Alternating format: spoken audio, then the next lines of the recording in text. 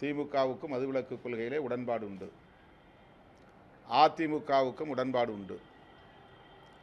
இடதுசாரி கட்சிகளுக்கும் மதுவிலக்கு கொள்கையிலே உடன்பாடு உண்டு. விடுதலை சிறுத்தைகள் கட்சிக்கும் மதுவிலக்கு கொள்கையில் உடன்பாடு உண்டு.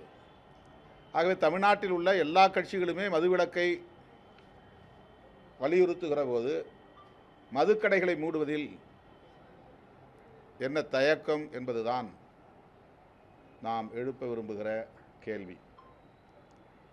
நல்ல சாராயத்தால் கள்ளச்சாராயத்தை தடுக்க முடியும் என்கிற வாதம் ஏற்புடையதல்ல. சாராயம் என்றாலே அது கேடுதான்.